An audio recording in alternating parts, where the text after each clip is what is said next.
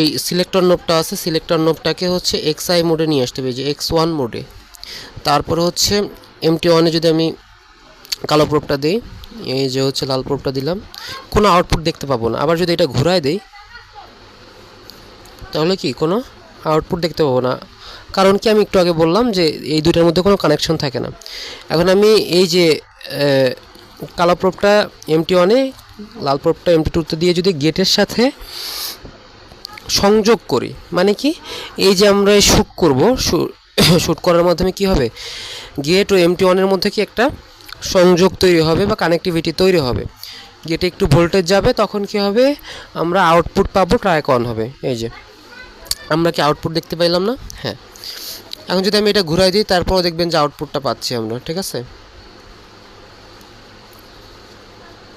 এই যে শ্যুট করব, তাহলে দেখেন কি হয়, এই যে আউটপুটটা পাচ্ছি না।